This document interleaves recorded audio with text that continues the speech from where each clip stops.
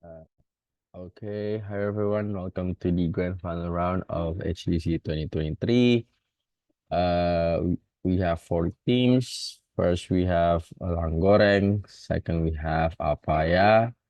Third, we have Gentlewoman. And fourth, lastly, we have Korban Newbies UI. Congratulations to everyone who make it to this grand final round. We are going to start with the placement. So we'll wait for Kaya to share screen the wheel. Oke. Anu dulu Kak, wheel of names. Alright. Eh nama tim Kak, bukan nama position.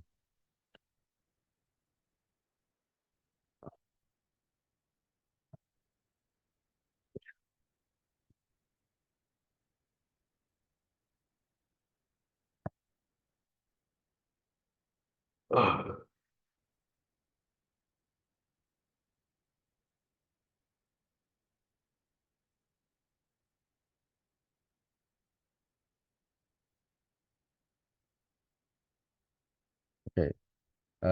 So the mechanism is yang pertama terpilih itu jadi opening government, yang kedua nanti jadi opening opposition, yang third jadi closing government, and the last one jadi closing opposition. You can spin it Kak.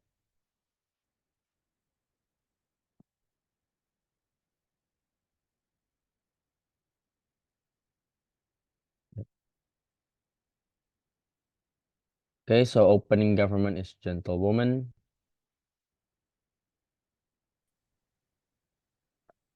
Uh, uh, di remove nggak yang ini tuh, yang gentlewoman?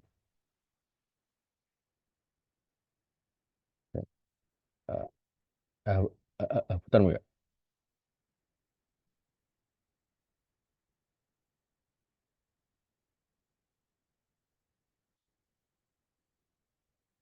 So opening opposition is Alang Goreng, and lastly closing government will be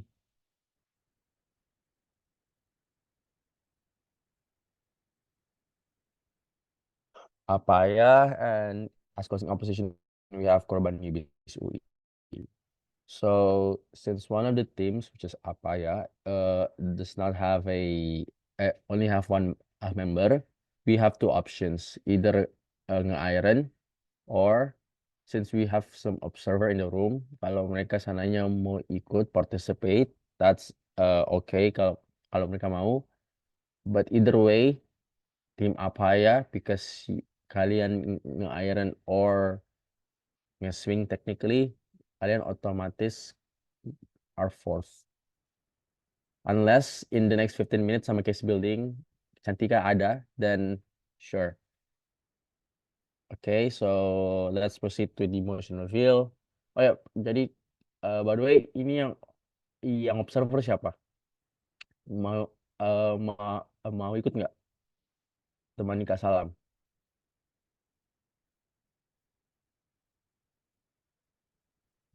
Okay, no response. Berarti I assume no. Uh, okay, so apa? Okay, so Kak Salam otomatis new iron dan okay. Let's proceed to the motion reveal.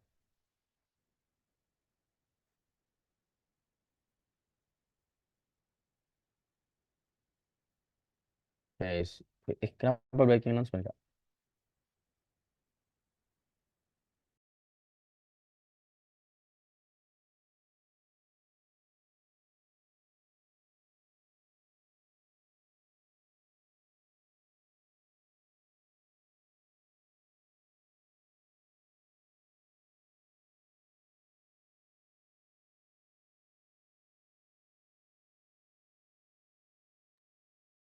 Kenapa Rika?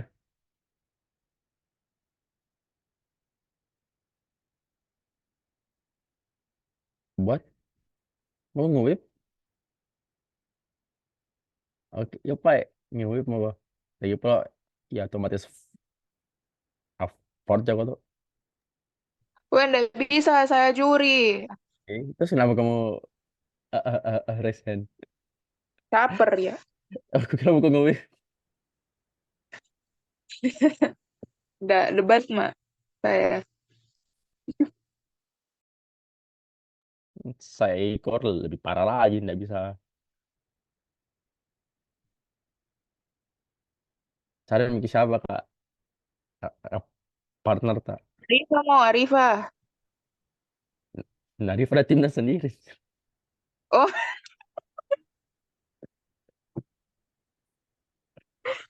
maaf. Cari mikir tuh di grup ini Wajan soal dulu, cepat. kenapa tidak bisa ter-share screen ini yang grand Oh, final round?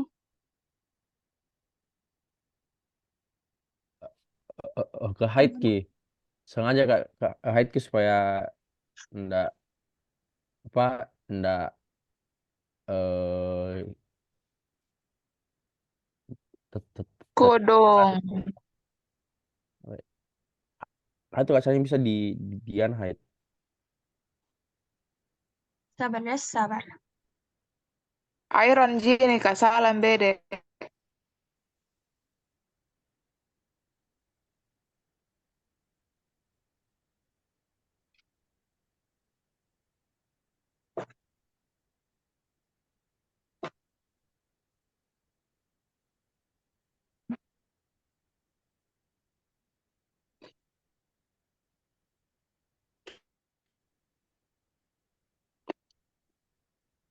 Oke, tunggu.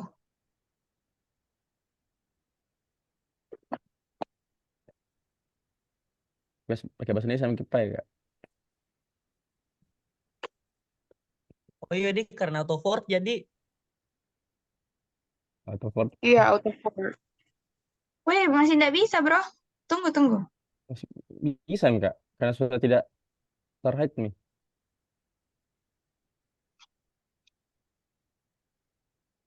Harus bahasa Inggris. Ya, mix lagi. Apa yang sembarang. Oke, coba nah.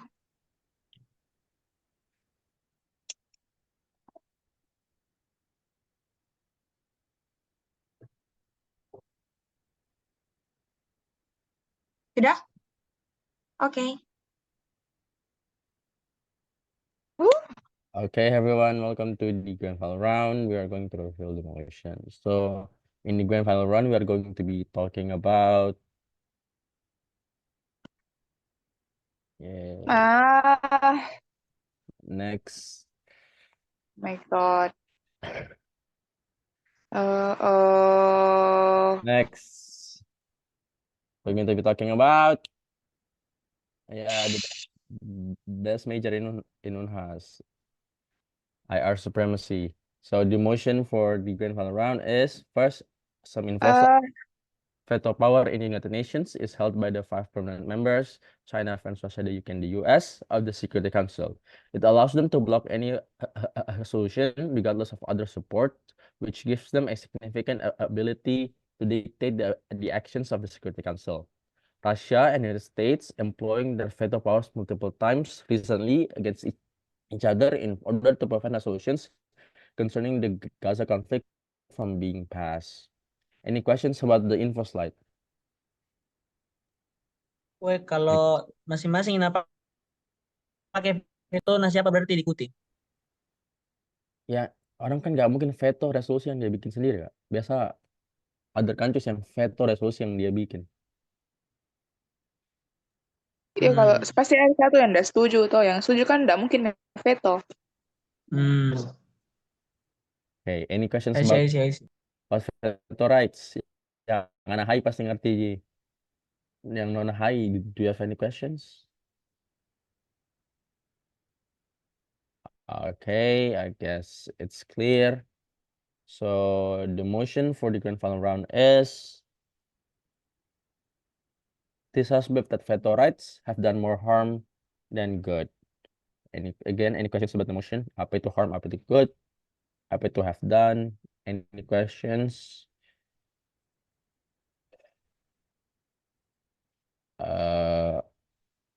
I guess. Come on guys, any questions? This is the final round. Jangan sampai ada yang salah ngerti.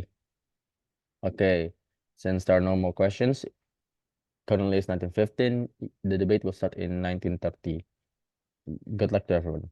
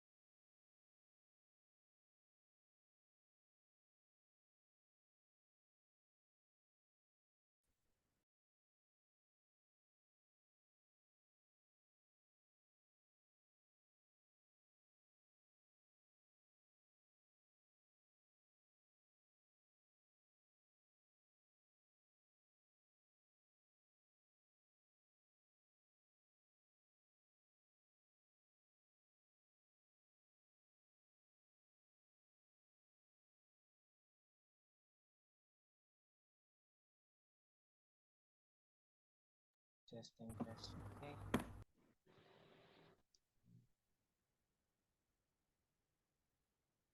Okay. Welcome everyone to the grand final round of HTC 2023. Before I start, I just want to make sure there's Rika and Nail here.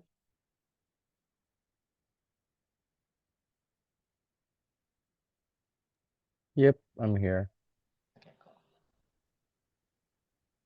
Yeah, so yeah, please take it away.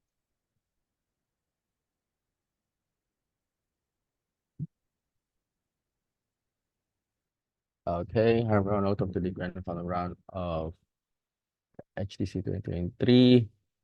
Before we start, a quick roll call. Opening government, are you here and complete? We are here and complete. Okay. Opening opposition, are you here and complete? We are here and complete. Closing government, are you here and complete?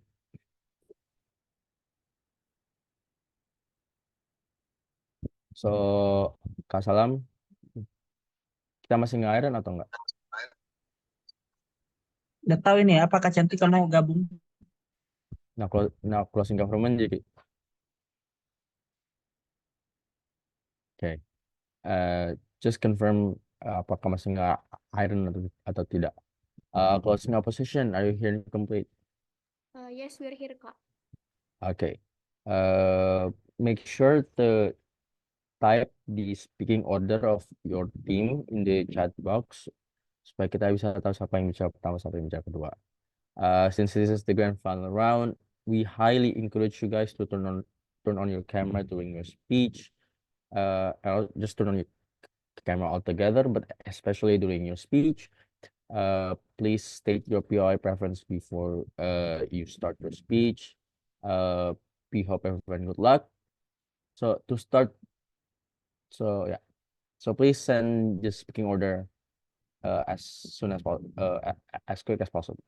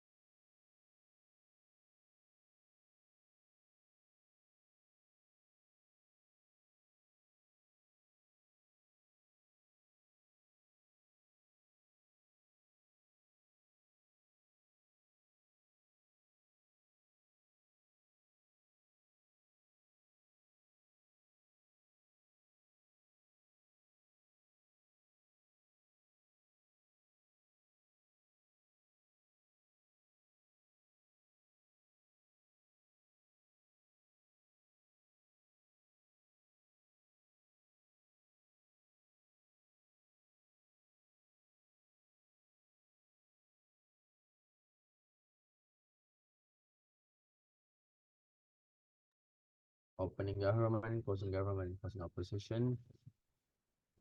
Opening government, closing government, and closing opposition. Please send in your speaking order through the chat box.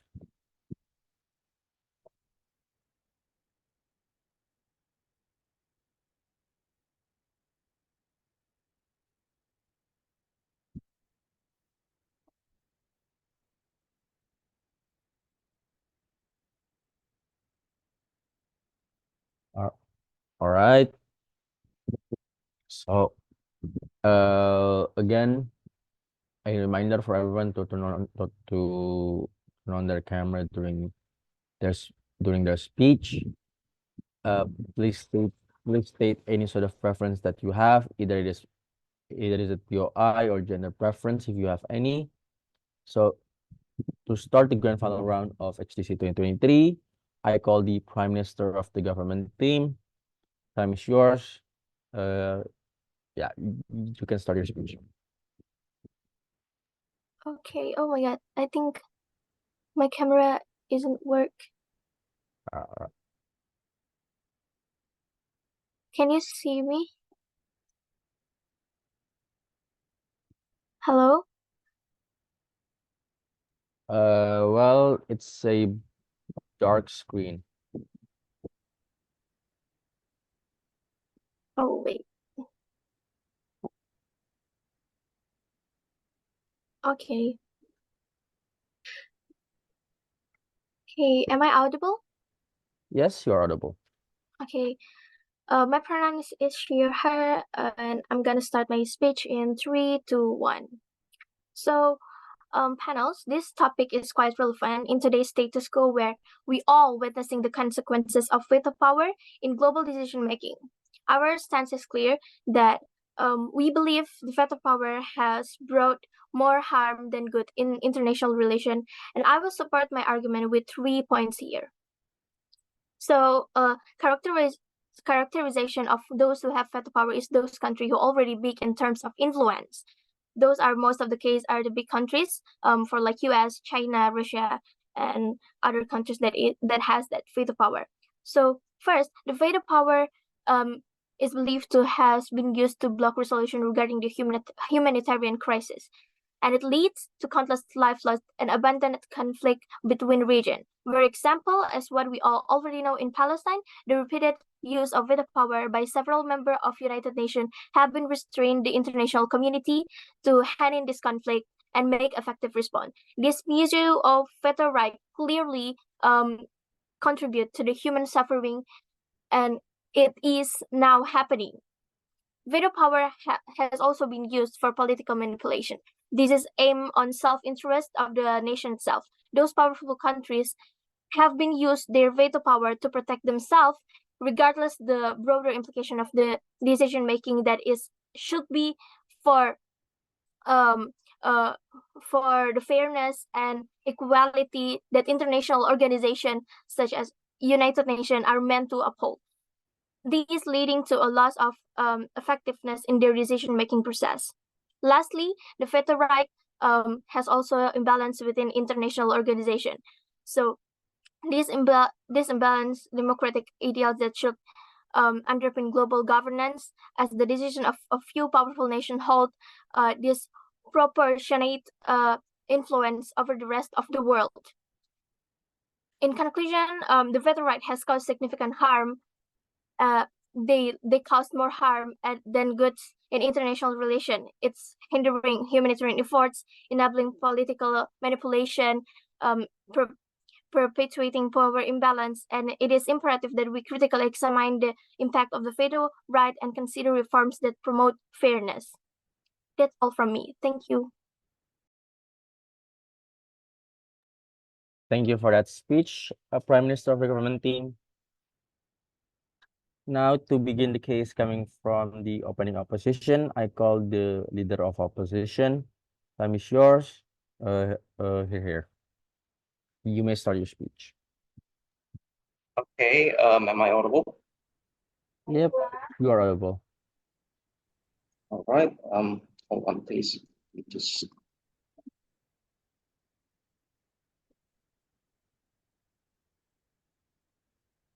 am I still audible? Yep, you are still audible. All right, in that case, my POI preference would be to just open the mic and say whatever you wish to say or argue, since I won't be checking the chat box.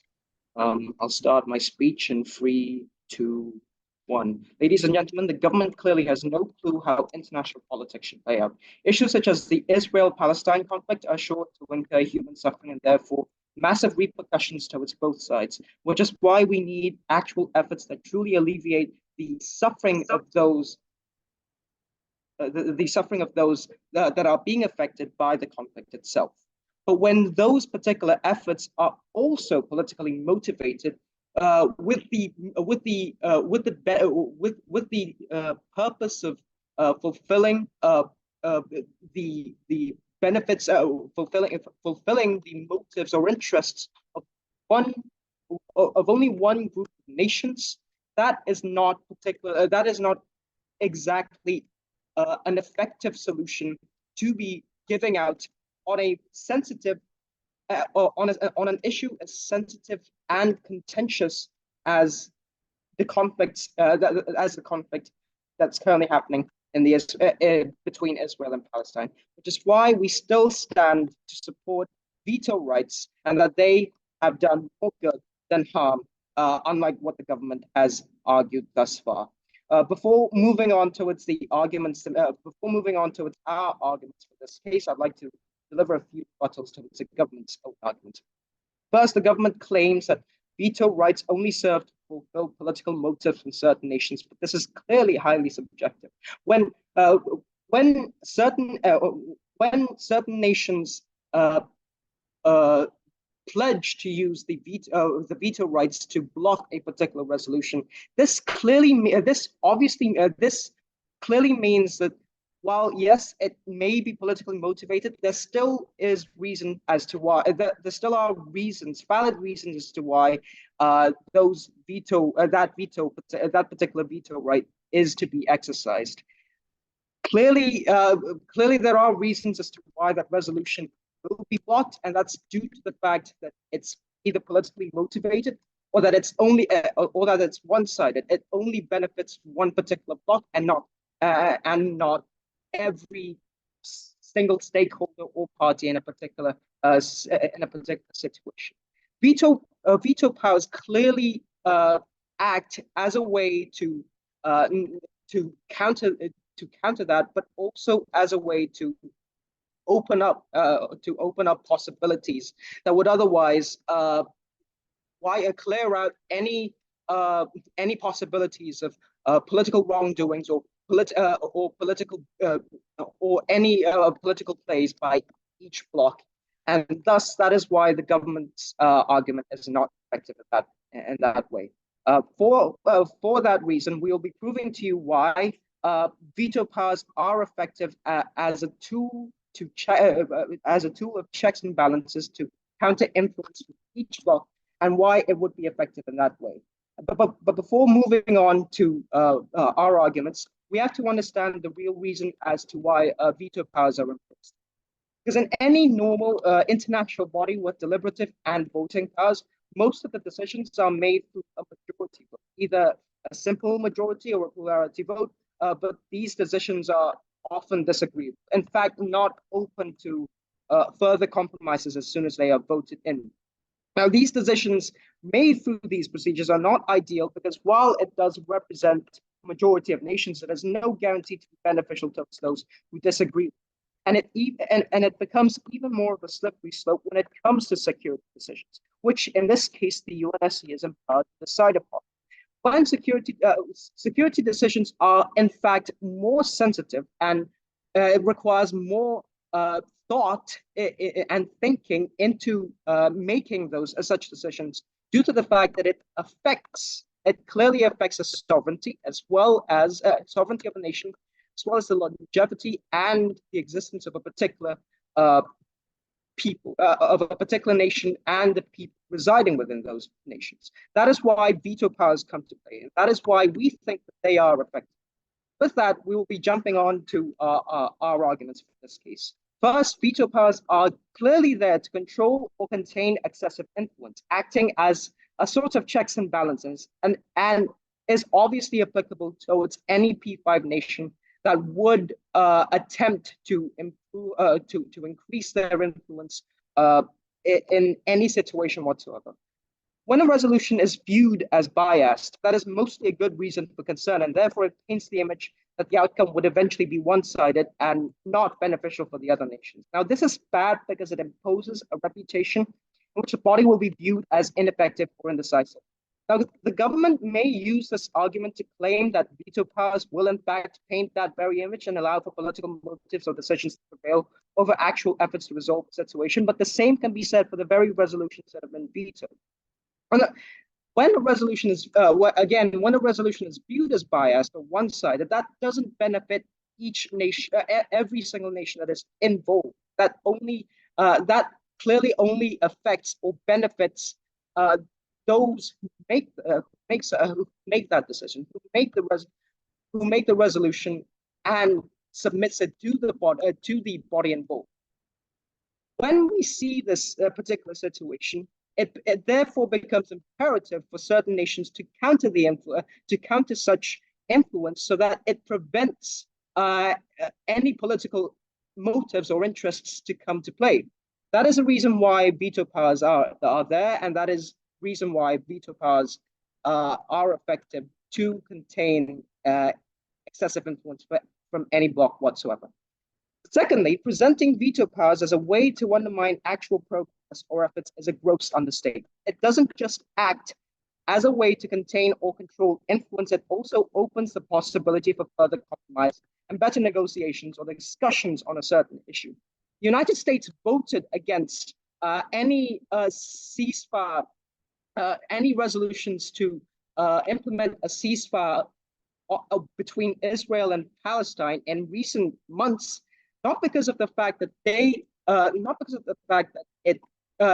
the fact that it doesn't necessarily abide by their interests, but it doesn't necessarily abide by Israel's interests. And if that is the case, then it means that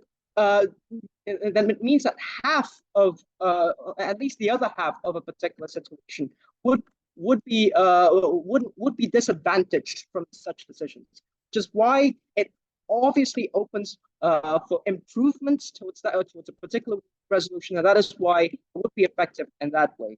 That is why we stand to oppose this motion, proud to oppose.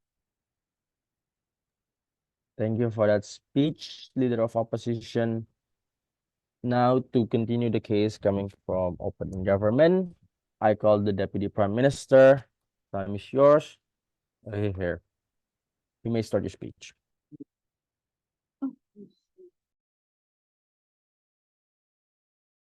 Hi, am I audible?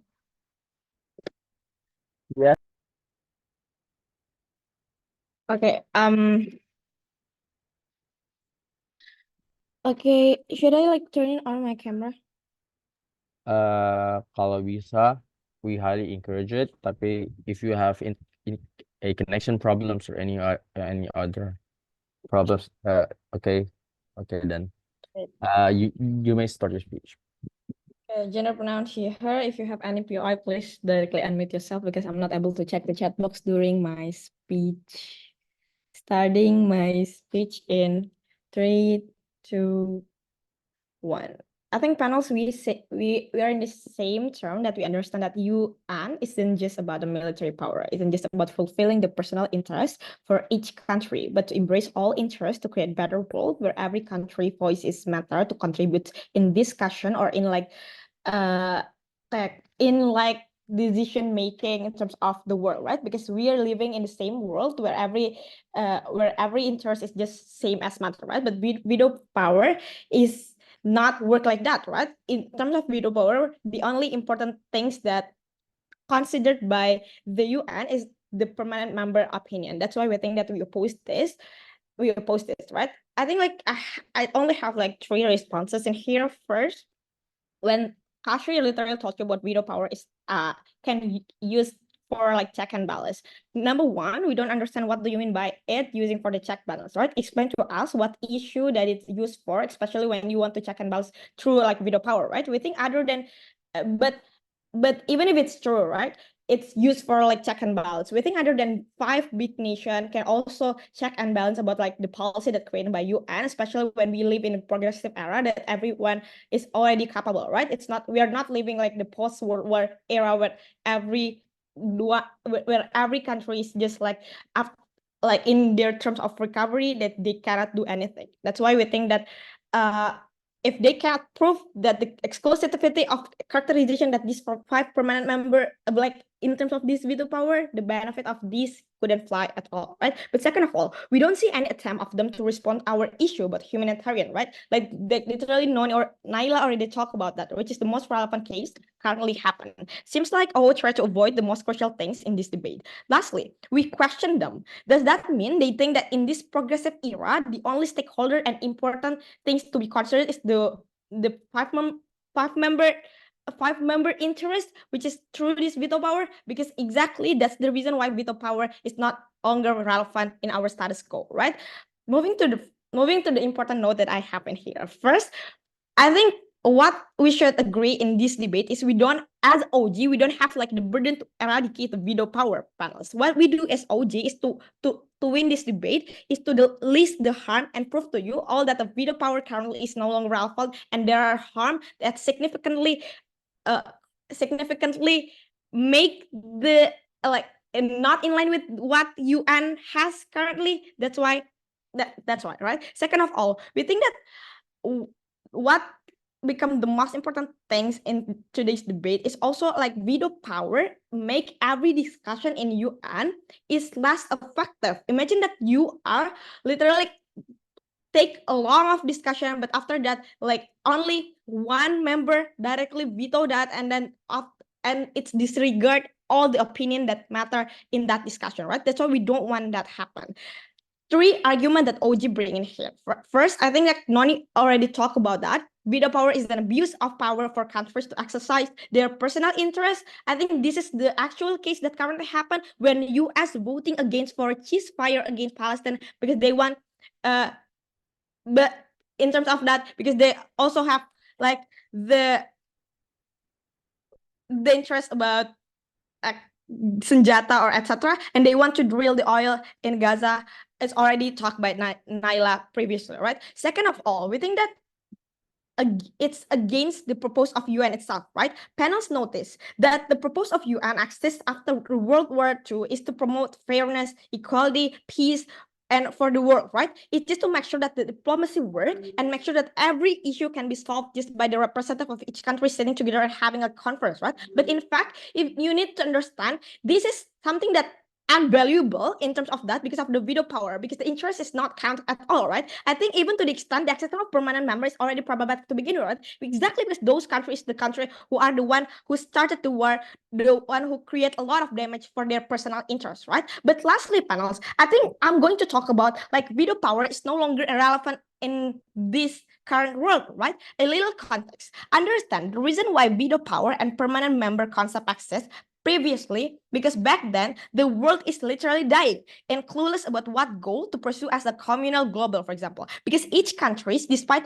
these five big one, is still in their step of recovery, and some of them still suffer with like colonialism, for example. At the same time, these five permanent members exist as the winner of world war, as they are like considered as the strongest one, considered as the most capable countries to understand how the world works, right? Having a lot because of they also like having a lot of resources in terms of knowledge and in terms of like natural resource, as well massive involvement towards the other country. That's why their opinion count matter. Also, veto power grant because of their strongest militaries after World War II. But as the time goes by, the other countries has also improved in terms of the awareness panels, the progressivity and the military. They also have like improved so much in terms of like having the ability and the capability to actually pursuing their interests, right? We say the metric grant of veto power nowadays it's not correlate with UN.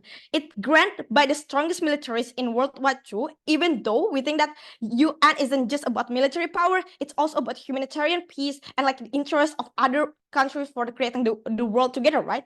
And etc. It's not, we said that to conclude this, to link back this argument, this veto power, it doesn't translate well to that extent that it's not going, it's not good at the end, right? But even then, it remains irrelevant because it's based on the context of World War II, which isn't applicable in the current context. A lot of countries are just as capable as the top five permanent member to mitigate the world wars and to actually having the interest at the end. That's why I think that enough for my opinion. That's why please vote for Ouch.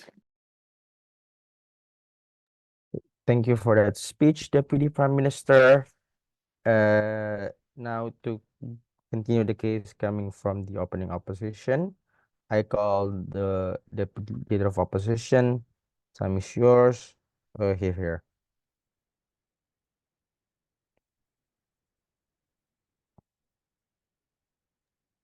Please wait for a second while I set my timer. And I'll try to turn on my camera.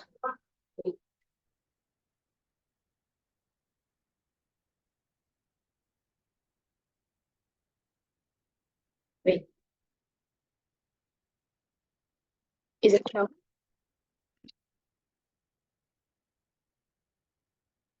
Okay, so POI preference is please just turn on your microphone since I would not check the chat box. I'll start my speech in 3, 2, 1. So, ladies and gentlemen, under the motion, this House believes that veto rights have done more harm than good. We, from the opposition team side of the House, is 100% agree that these motions is actually false because all of all of the things that veto rights have done to the society, to the international relations, and into the all of the countries on this entire world is actually giving much more good than the harm that being stated on this motion. So before I jump to my substantive argument, I will bring some responses towards the government team side of the House. There will be 4 responses. First of all, the government team side of the House stated that the veto rights would be used by the 5 big countries to protect themselves and use it on political needs, and would lead into the ineffectiveness of decision making because it would lead into the only things that would be pursued on this decision making would be under the interest of those 5 big countries. But we say that this kind of actions of or this kind of worst case would actually happen on your side of the House, because there is no such thing that could represent the interest of country while also prevent the domination that could actually happen when there is no such thing as veto to prevent any domination to happen, because veto in this case is being held or is under the both of blocks that exist in this world. So I will explain it more later on my argument. Second, responses. The government team side of the House actually also stated that not that everyone could actually doing check and balance on this era right now. That every country could actually doing check and balance. That's why our mechanism would not be effective at all. But understand that check and balance would be need and would not be accessible or would not be would not be doing by each of countries when there is no such thing such as vetoes to actually bring the to actually do the check and balances, which is whether or not the resolutions in this case would actually works for every country and so on and so forth. And I would explain it more later in my argument. Second, the third responses is in this progressive era, do they think the government's side of the House is stated that in this progressive era, do they think it is only the interest of 5 big countries would be the that would be the only thing important? But understand that interest of each country is not how these 5 big country these 5 big countries is not only fighting for their own country, because in fact these countries is actually on the representative of their blocks with the countries who's having cooperation or actually getting the help to develop by these 5 big countries. So what would be the concern of the 5 big countries would also be the concern of all of the countries under them, or of all of the countries that being on a coordination or cooperation with them. And the last thing is they also stated that the country is not actually they also state that not every country is actually as capable as the 5 big countries, which is would be work under our mechanism, because these 5 big countries understand that these 5 big countries is the representative of each of their block, which will be explained more in my argument. So jumping to my argument, there will be two substantive in my argument. First of all, we believe that each veto is being held by each blocks that exist and would lead into a better condition of each block, and it would actually achieve balance in power towards each other. We understand that the veto rights are being held by 5 countries on the United Nations, which in the status quo are not on the same block or against each other. In this condition, each block actually holding the veto rights to represent themselves. The bloc of China and Russia, and also the bloc of US, France, and UK. These 5 big countries are holding the power or having an influence of some countries, especially the developing ones, which still need some help from the developed country and would need some cooperation and coordination with this kind of country, because they need their help in order to finally developing their countries, and also being in a coordination with them on many aspects, which is indicate that these five big countries are also representing the needs of those. No, thank you. Of those countries they are having a coordination with. By those reasons, it is such an important thing to make sure that both blocs could actually bring the needs of those countries in the High Council, which means balancing would be needed in order to maintain the condition where no interest would be dominate in the council. The balancing between five big countries would actually necessary since it also represents how the countries under them would having the advantages. This is why the use of veto would be effective to reach, no thank you, those condition of balancing in power. Why is it important? Each of country on the blocks are having their own national interest, which means there is a tendency to pursue those national interests in the international relations. The use of veto rights in this condition is to make sure that none of the blocks would do domination in order to achieve their national interest. And why domination is bad? Because it would lead into hierarchy condition among the nations. It would lead into the misuse of power come from the ones with much more power, and the most crucial aspect of a country, which is their independency and sovereignty, would be harmed on these conditions. The veto rights that held by China, for example, could be used to prevent USA from doing domination in the form of, example, policy making or decision making, and it would prevent USA to dominate the policy making with its national interests as the basis. It would actually represent also the interest of all of the countries that been held by maybe the bloc of China or the bloc of USA. So that's why this is important in order to maintain the balancing of power in international relations. Second substantive, as the arguments been stated before already explained, no thank you, of how important it is to prevent domination, the use of veto rights would also be beneficial in order to improve the resolution in order for it to be much more beneficial for all nations. From the explanation that have been stated before, it is important to understand that the existence of veto rights would also evaluate whether the resolution would represent the interests of all of the countries included in the issues. We understand that each blocks represent not only their interests, but also the interests of every countries that doing a coordination with them. So that's why the existence of veto is crucial, because it will keep the resolution to represent every country's interest and prevent the resolution that would be used for some countries to only achieve their own goals and interests and so on and so forth. The veto is there in order to represent the interest from other blocks, in order to make the condition clearly fair for everyone. In this condition, there would be so much consideration to actually accept a resolution which would consist of how this resolution would be harmful towards some countries' interests if there is no cross-check with the veto rights. When there is no veto rights, it would lead into the condition where dominant voice would take the rights to pass the resolution, which is bad because it would represent the interest of the dominant people only. And what about all of the smaller countries which couldn't have the same power as those dominant power in this case? So I think that's all from me. To oppose. Thank you. Thank you for that speech, Deputy Leader of Opposition. Now, to begin the case coming from the closing bench, I call the member of government. Time is yours. Here.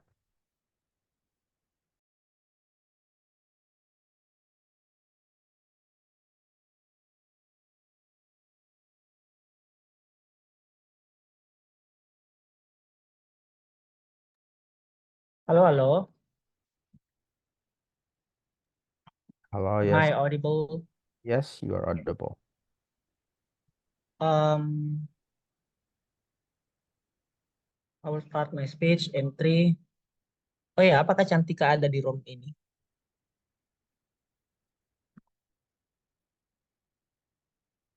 Tidak ada, Mia.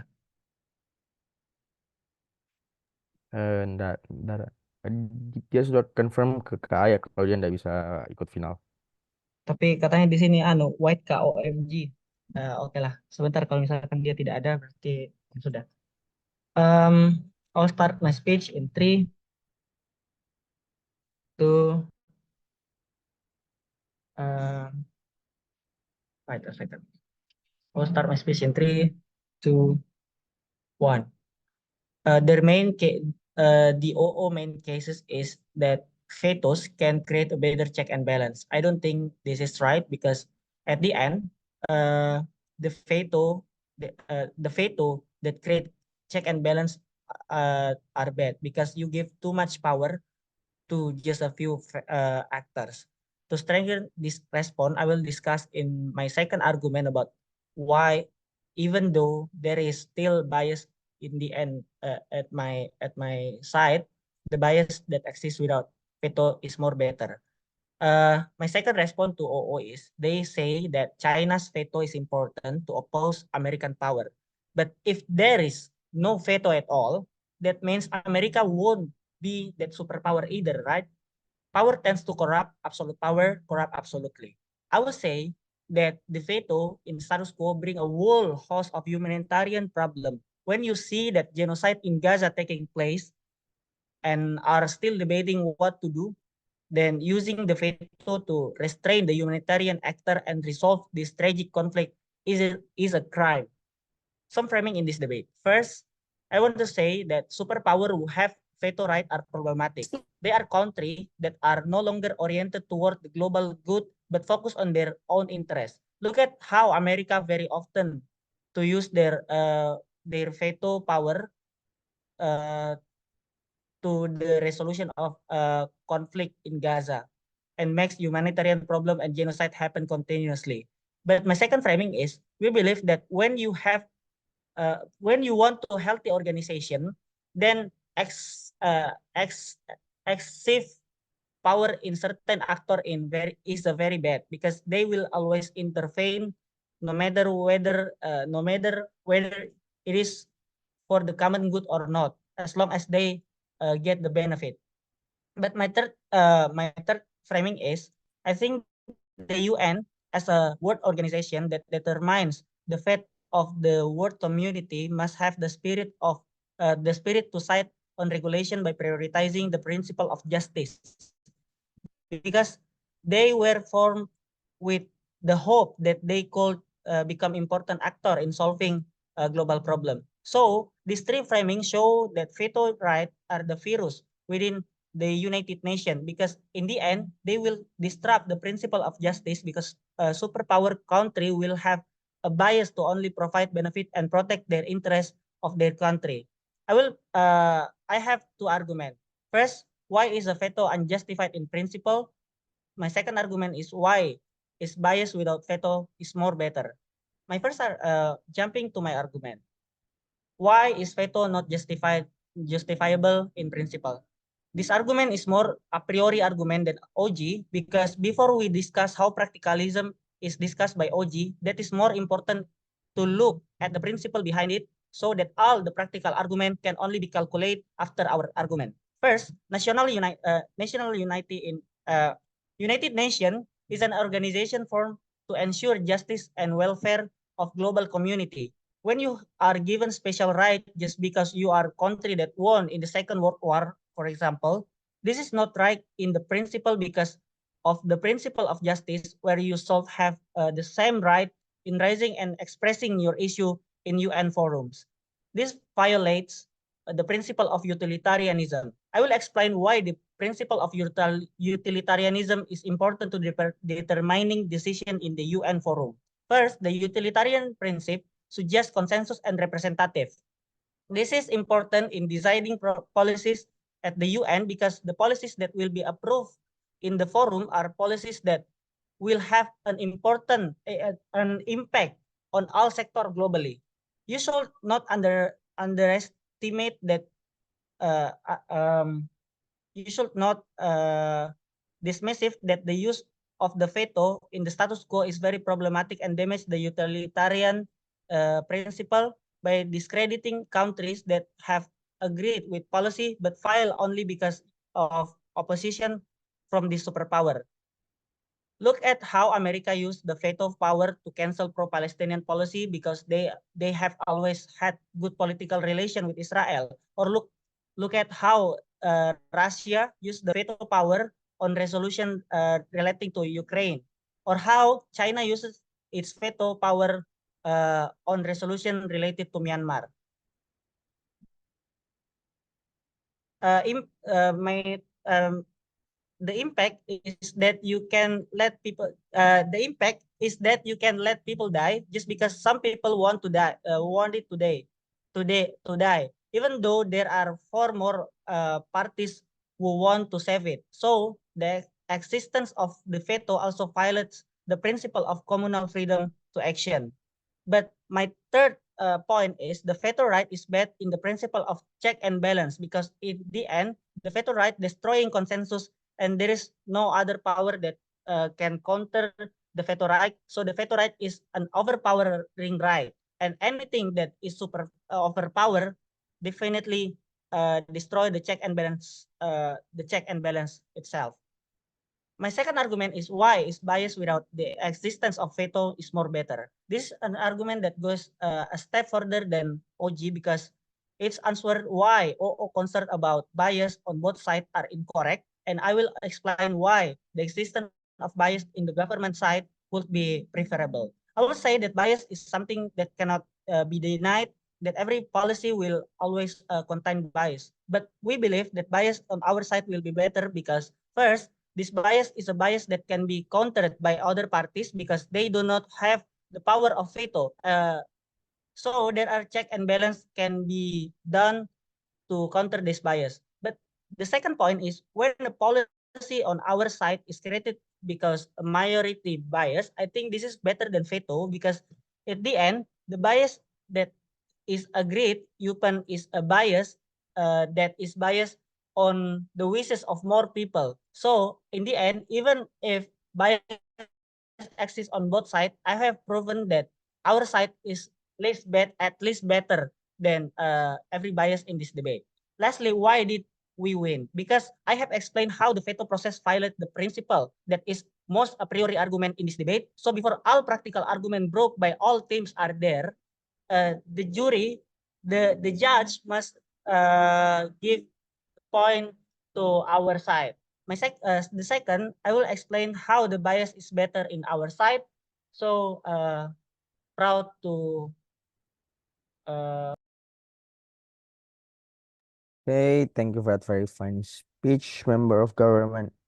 Now, to begin the case coming from closing opposition, I call the member of opposition. Time is yours. Here.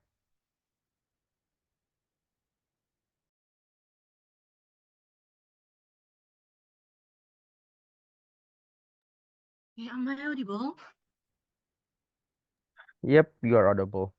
Yeah, I'm sorry, I will turn on my camera since I afraid that I might be bad network. Also, my POI preference is just unmute your mic because I couldn't see the chat box, and if I have trouble with my voices, please tell me directly because I won't see the chat box, and do not do POI too often because it's bothering. And if I don't reply to your POI, means your POI are rejected. If I have enough time, I will be give you time to POI in the middle of my argument. Okay, I'll start my speech in 3, 2, 1. This was belief that federal done more harm than good. As a position shifts, we believe that federal bring more good than harm. Why? Because before I jump into my argument, let me jump to my setup. First of all, what's in status quo? We need to back why the United Nations has founded. The United Nations founded to prevent conflicts between countries, and so that war similar to World War I and World War II no longer occur. In order, we can see in this right that the United Nations came. United Nations are founded by a big country who is both in bloc, and our stance are clear here. Veto are benefit for being active in order to protect justice and peaceful in the biggest scale. Veto powers are clearly benefit for funding those organizations. And let me jump into my definitions. As we all know, veto came from the founding countries. There is totally the rights for having more special treats from founding United Nations. If they don't build United Nations, there is no peaceful in this world. And how could we guarantee that the peaceful in this world are still same without the veto rights? There is the veto. Then there is why veto bring more good. Let me jump into my rebuttal first. They stated that excess power from founding countries are bad. But remembers, as of course, as the founding countries, there must be a more rights than the other countries because they are the one who's active, the one who has idea to founded the funded funded these United Nations. B, the government side, both opening and closing repetitive on their example, while in veto, it's not only about war. Veto could be used in conventions, law, and etc. etc. Not only about in war.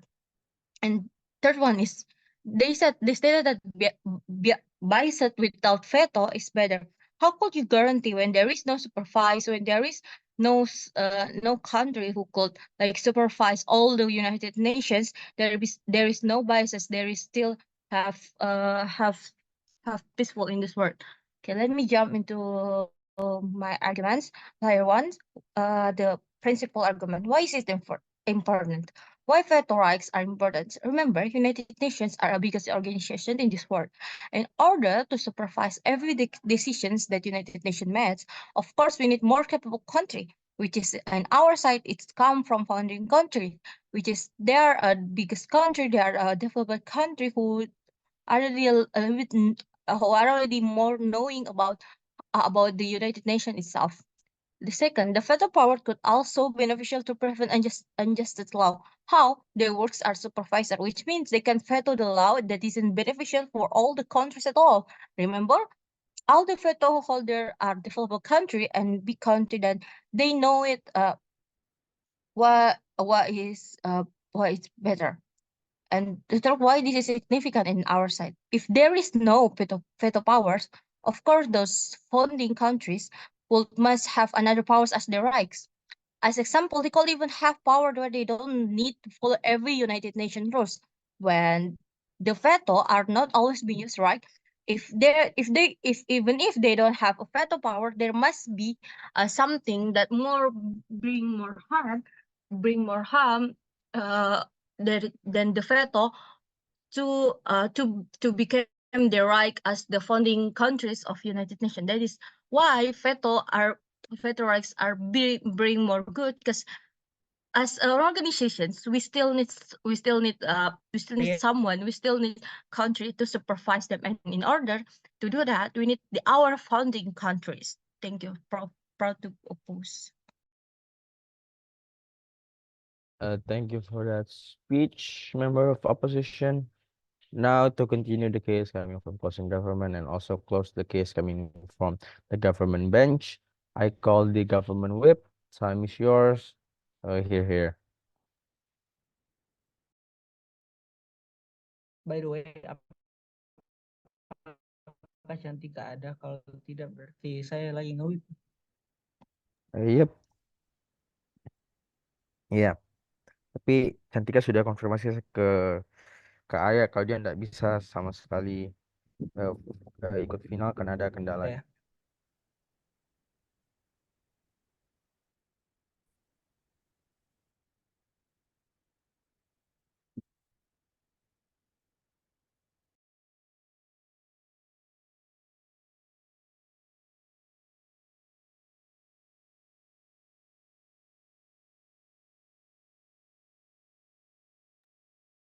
I will start my speech in 3, 3,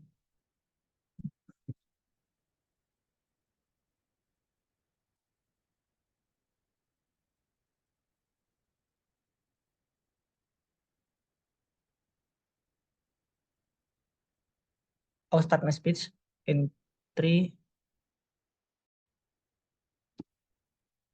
2, 1. I just want to say, why did we win in this debate? Our first speaker has explained in many ways why the veto violates the principle of justice, which has also been explained that the principle is the main support for the practical argument in OG. So if you want to give the OG point, give me point at the first place. Although the opposition says that the veto is only used during war. But we have explained that this violate principle result this is violate principle result in violating of humanity. Even if only one human dies, this is enough to say that the veto is bad, especially if the veto ultimately kills many people by prolonging the genocide. Lastly, we won because the comparison of the benefit that might be obtained from the veto versus the violence of humanity was much worse in their side. So we win in this debate.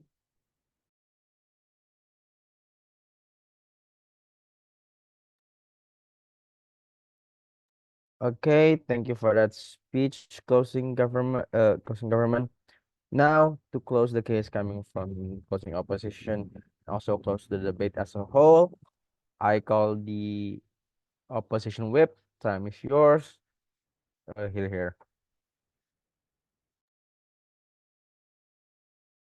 Am I audible, Kak? Yep, you are audible.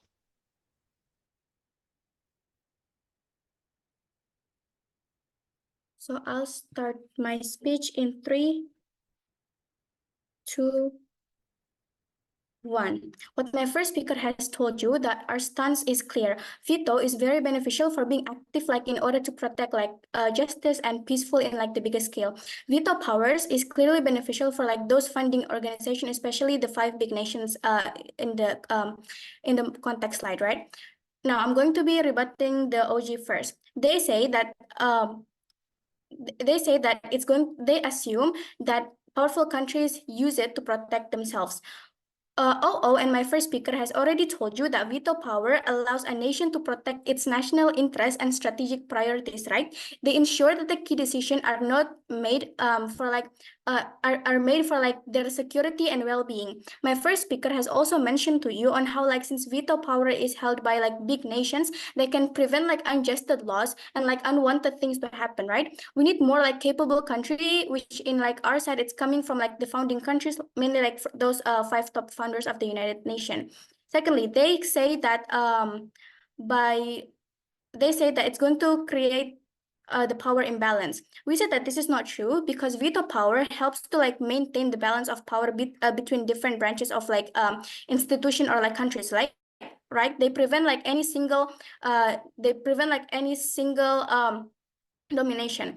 And last but not least, they also say that veto power is like no longer relevant. We said that this is not true because we need to understand how like veto power serves like as a form of like protection for like a nation interests and priorities. My first speaker has already told you that the United Nations is like the biggest organization. No, thank you. And like we need to understand how like in international organization like the United Nations, veto power is argued to be more like vital for like maintaining peace and stability, as it can prevent like biased decision that may have like negative consequences.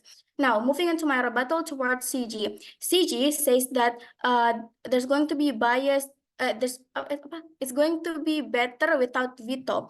We don't understand how like they could claim this, right? Because we need to understand how like veto power allows like nation to protect their national interests and like strategic priorities. My first speaker has already told you and has mentioned to you before about it, right? And also CG mentioned like things about genocide and war in Palestine and Ukraine, right? However, they did not realize how like the veto power has also like brought benefits, impacts. Like the example when the United States and like Russia tries to hinder the conflict of North Korea, tries to finish the conflict in like North Korea, and to like not allowing them to create more to create more to create more tools for war. So like in comparison, we think that our side is better because we have explained to you on how like in our side of it will in our side, fulfilling the interest of only one nation is not an effective solution, and that we also think about like the other decision making, and also like we want to prevent like unjust laws, and we are very much proud to oppose. Thank you for that speech, opposition whip. With that, it concludes the grand final round of HGC 2023. Congratulations to everyone uh, for making it into the grand final. As far as I'm concerned, all of you are champions in this tournament for making it here. All of the speeches were good, and we hope that this tournament can act as the jump start for your debating career, as it did for all of us in for some like me and Rika. I hope that you guys can enter more tournaments later on. Yeah. Thank you, everyone. Okay. Hi, everyone. Welcome to the end of HDC 2023. At last, after 5 rounds of debating, 3 preliminary rounds, semifinal and grand final round, we are finally here at the end. First, we are going to announce the top 10 best speaker of Hasanuddin debating competition 2023, and I will give it to Asia. Okay, thank you so much, Nael. Yeah, so without further ado, let's continue to our agenda, in which we will reveal to you the top 10 best speaker of HDC 2023. All right, let's get straight to the point. First off, we do next slide, please. We have a co-10th best speaker, meaning that there are two person in the same place here, in which that they achieve the co-10th best speaker with overall speaker points 221 goes to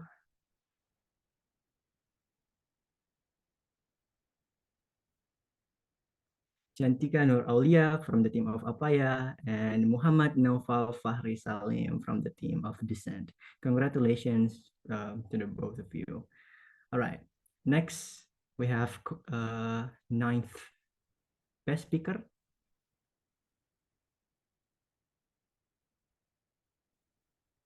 So ninth best speaker with overall speaker points of 223 with the standard deviation of 1.25 goes to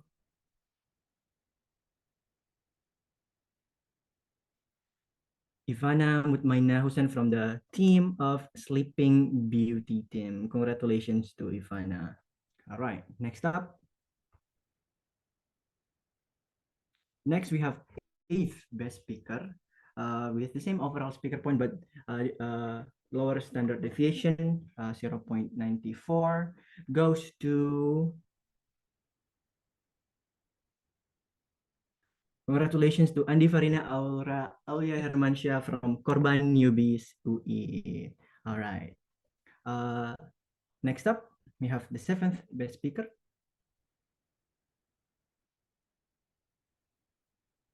Seventh best speaker with overall speaker point of 223 and standard deviation of 0.47 goes to congratulations to Muhammad Alif Nur Ashari Air from the team of Palco Chicken. Congratulations. Next up to the sixth best speaker. Oh, we don't have a sixth best speaker, but we do have co-fifth best speaker. And for this one, I will give it to Kanail to announce the co-fifth best speaker. Okay, thank you, Asia. So the co-fifth best speaker of HGC 2023 with overall speaker score 224 with average of 74.67, standard deviation of 1.25. Congratulations to Asri Wahid and Siti Nuna Raisha from team of Alang Goreng. Congratulations. Next,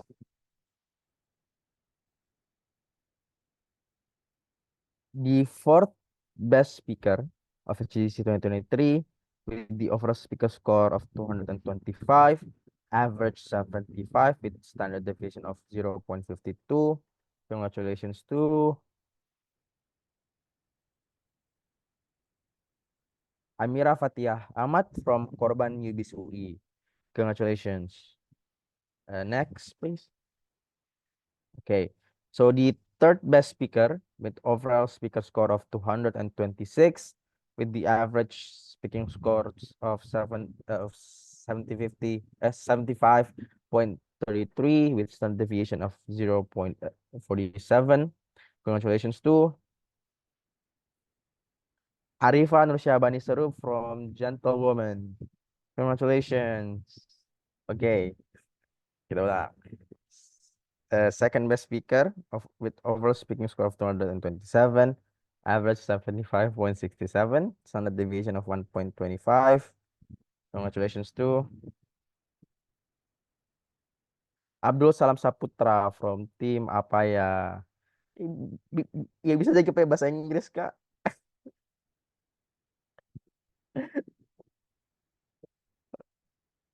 Oke, next.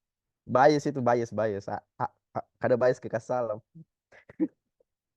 Okay, so the overall best speaker of HDC 2023 with the overall speaking score of 229 with the average speaking score of 76.33 with standard deviation of 0.94. Congratulations to Anggita Awalia Safirna from Sleeping Beauty team. Congratulations. Woo! Congratulations to everyone. Anjar, tinggi banget speedrun saya tahun lalu 75 paling tinggi. Okay, next. Okay, now we're in the grand final announcement of HDC 2023. For this, I will give it to Asia first.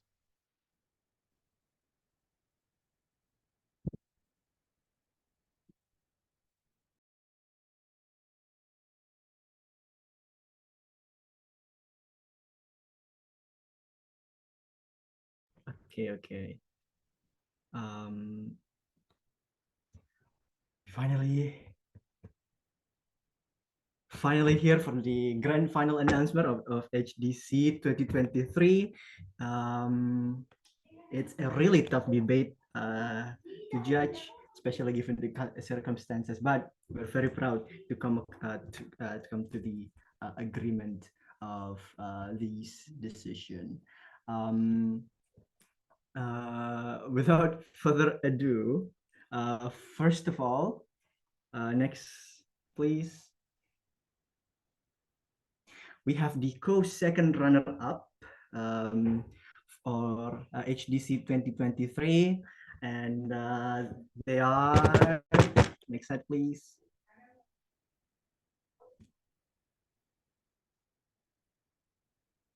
Congratulations to the two team Apaya and Korban New Base UI for achieving the co-second runner-up. So yeah, Cantika Aulia and Abdul Samad Saputra, as well as Andi Farina Aura and Amira Fatiha. Congratulations. And for the first runner-up and for the champion, I will give the mic back to Kanail. Go ahead.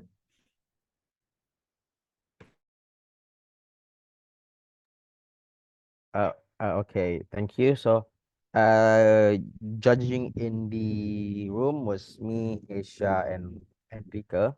We felt that this was a very close debate. At first, it was a split decision, with one of the judges choosing the runner-up as the winner and the and the champion as the first win. Two of the other judges chose the other team. But after a lengthy discussions, we come to a unanimous decision. So the first runner-up of HDC 2023 goes to, in your preferential slide, Gentlewoman Arifan Rusyabani Seru and Naila Aulia Amin. Congratulations to Gentlewoman. Next. Okay, so the champion of HDC 2023 goes to Alang Goreng, Asri Wahid, and Siti Nuna Raisha. Congratulations to everyone.